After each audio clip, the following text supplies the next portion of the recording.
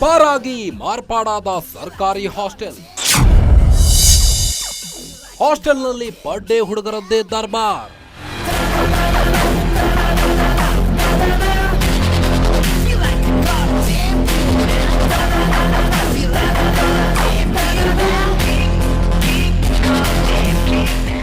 ಒಂದು ಕಡೆ ಕಸದ ರಾಶಿ, ಮತ್ತೊಂದು ಕಡೆ ಮದ್ಯದ ಬಾಟಲಿಗಳು, ಕಿತ್ತು ಹೋದ ಫ್ಯಾನ್, ಗಬ್ಬೆದ್ದು ನಾರುತ್ತಿರುವ ವಾಶ್ರೂಮ್. ಯಾರು ಅಂತಾನೆ ಗೊತ್ತು ಗುರಿ ಇಲ್ಲದೆ ಇರೋರೆಲ್ಲ ವಾರ್ಡನ್ಗೆ ಧಮಕಿ ಹಾಕುತ್ತಾ ಇರೋ ದೃಶ್ಯ. ಇದೆಲ್ಲ ಕಂಡು ಬಂದಿರೋದು ಟ್ರಿನಿಟಿ ಸರ್ಕಲ್ ಬಳಿ ಇರುವ ಪರಿಶಿಷ್ಟ ಜಾತಿ ಪರಿಶಿಷ್ಟ ಪಂಗಡ ಹಾಸ್ಟೆಲ್ನಲ್ಲೇ.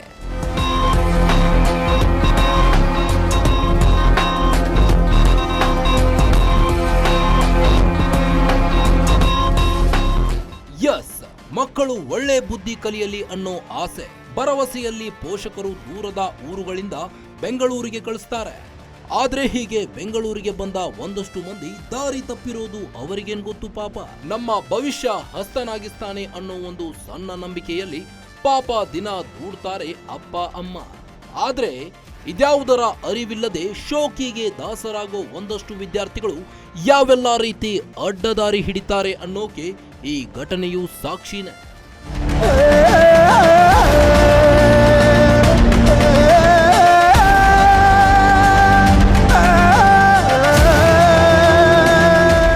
ಪಾಪ ಬಡ ಮಧ್ಯಮ ವರ್ಗದ ವಿದ್ಯಾರ್ಥಿಗಳಿಗೆ ದಾರಿ ದೀಪವಾಗಲಿ ಅಂತ ಸರ್ಕಾರಿ ಹಾಸ್ಟೆಲ್ಗಳನ್ನ ನಡೆಸುತ್ತೆ. ಆದ್ರೆ ಮೇಂಟೆನೆನ್ಸ್ಗೆ ಕೋಟಿ ಕೋಟಿ ಖರ್ಚುಗಳನ್ನ ಮಾಡುತ್ತೆ. ಆದ್ರೆ ಈ ಹಾಸ್ಟೆಲ್ ವಿದ್ಯಾರ್ಥಿಗಳು ಇದ್ಯಾವುದಕ್ಕೂ ಕಿಮ್ಮತ್ತು ಕೊಡದೆ ತಮ್ಮದೇ ವರಸೆಯಲ್ಲಿ ಬದುಕುತ್ತಿದ್ದಾರೆ. ಹೌದು, ಈ ಹಾಸ್ಟೆಲ್ನಲ್ಲಿ ಹೇಳೋರಿಲ್ಲ ಕೇಳೋರಿಲ್ಲ ಎಂಬಂತೆ ಸ್ಥಿತಿ ಇದೆ. ಒಂದಷ್ಟು ಕಡೆ ವಿದ್ಯಾರ್ಥಿಗಳು ವಾರ್ಡನ್ ಕಂಡ್ರೆ ಗಡ ಗಡ ನಡುಗ್ತಾರೆ. ಆದ್ರೆ ಇಲ್ಲಿ ಮಾತ್ರ ವಾರ್ಡನ್ ಮಾತಿಗೆ ಕಿಂಚಿತ್ತು ವ್ಯಾಲ್ಯೂ ಇಲ್ಲ ಅನ್ನೋ ಹಾಗೆ ಆಗಿದೆ. ಅಂದಾಗೆ ಹಾಸ್ಟೆಲ್ನ ಈ ಪರಿಸ್ಥಿತಿಗೆ ಅನಧಿಕೃತವಾಗಿ ಅವಧಿ ಮುಗಿದ್ರೂ ಹಾಸ್ಟೆಲ್ನಲ್ಲೇ ಬೀಡು ಬಿಟ್ಟಿರುವ ವಿದ್ಯಾರ್ಥಿಗಳೇ ಕಾರಣ ಎನ್ನಲಾಗ್ತಾ ಇದೆ. ಇಂತಹ ವಿದ್ಯಾರ್ಥಿಗಳ ಹಾವಳಿ ಒಂದೆರಡಲ್ಲ, ಹಿಂದೆಯೂ ಹಲವಾರು ಬಾರಿ ಸಾಕಷ್ಟು ರಾದ್ದಾಂತಗಳನ್ನೇ ಮಾಡಿದ್ದಾರಂತೆ.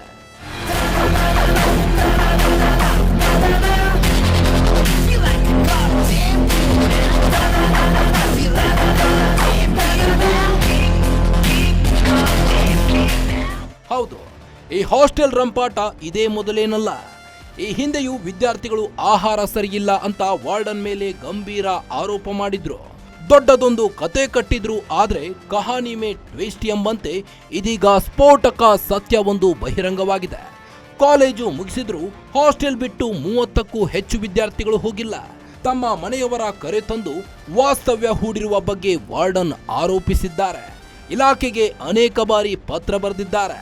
ಇದರಿಂದಾಗಿ ವಾರ್ಡನ್ ನನ್ನೇ ಎತ್ತಂಗಡಿ ಮಾಡಲು ವಿದ್ಯಾರ್ಥಿಗಳು ಪ್ಲಾನ್ ನಡೆಸಿದ್ರು. ಆದ್ರೆ ಇದೀಗ ವಾರ್ಡನ್ ಇಲಾಖೆಗೆ ಈ ಬಗ್ಗೆ ದೂರು ನೀಡಿದ್ದಾರೆ. ಈ ಸಂಬಂಧ ಹಲವು ದೃಶ್ಯ ಸಾಕ್ಷಿಗಳು ಕೂಡ ಸಿಕ್ಕಿವೆ.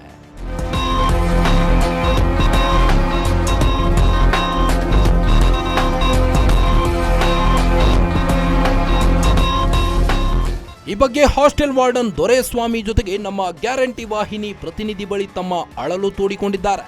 ನಾವು ಬೆಂಗಳೂರು ಚೆನ್ನಾಗಿ ಕೆಲಸ ಮಾಡ್ತಾರೆ ಅಂತ ಅನ್ಬಿಟ್ಟು ನಮ್ಮನ್ನ 1.5 ವರ್ಷದಿಂದ ಕಮಿಷನರ್ನೇ ನಮ್ಗಲ್ಲಿ ಟ್ರಾನ್ಸ್ಫರ್ ಮಾಡಿದ್ದಾರೆ. ಓಕೆ.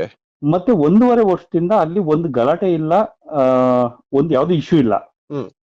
ಇವಾಗ ಇವ್ರ ಕೋರ್ಸ್ ಎಲ್ಲ ಮುಗ್ದೋಗಿದೆಯಲ್ಲ, ಈಗ ಇವರ ಲಾಸ್ಟ್ ಅಲ್ಲಿ ಉಳ್ಕೊಳ್ಳೋದಕ್ಕೆ ಸುಮ್ನೆ ಕಿತಾಪತಿಗಳನ್ನ ಮಾಡ್ಕೊಂಡು ಓದೋ ಹುಡುಗರ್ನ ದಾರಿ ತಪ್ಪಿಸ್ಕೊಂಡು ಎಣ್ಣೆ ಕುಡಿಸ್ಕೊಂಡು ಅವ್ರಿಗೊಂಥರ ಅಲ್ಲಿ ದೊಂಬಿ ಮಾಡ್ಬೇಕು. ಒಟ್ನಲ್ಲಿ ವಿದ್ಯಾಭ್ಯಾಸಕ್ಕೆ ಒಳ್ಳೆ ಜಾಗಕ್ಕೆ ಹೋಗಬೇಕು, ಹಾಸ್ಟೆಲ್ ವ್ಯವಸ್ಥೆ ಇರಬೇಕು ಅನ್ನೋದು ಅದೆಷ್ಟೋ ಬಡ ವಿದ್ಯಾರ್ಥಿಗಳ ಕನಸು. ಆದ್ರೆ ಅನಧಿಕೃತವಾಗಿ ಬೀಡು ಬಿಟ್ಟು ಗುಂಡಿನ ಮತ್ತಿನಲ್ಲಿ ತೇಲಾಡುತ್ತಿರುವ ಇಂತಹ ಕಿರಾತಕರಿಂದ ಒಂದಷ್ಟು ಪ್ರತಿಭಾವಂತ ವಿದ್ಯಾರ್ಥಿಗಳು ಸೀಟು ಸಿಗದೆ ವಂಚಿತರಾಗಿದ್ದಾರೆ. ಇನ್ನಾದ್ರೂ ಸಂಬಂಧಪಟ್ಟ ಇಲಾಖೆ ಅಧಿಕಾರಿಗಳು ಎಚ್ಚೆತ್ತುಕೊಳ್ತಾರ? ಇಂತಹ ಪುಂಡ ಪೋಖರಿಗಳ ಹಾವಳಿಗೆ ಇತಿಶ್ರೀ ಹಾಡ್ತಾರ ಅನ್ನೋದು ಸವಾಲಾಗಿದೆ. Charan Moodbidri, metro bureau, guarantee news, Bengaluru.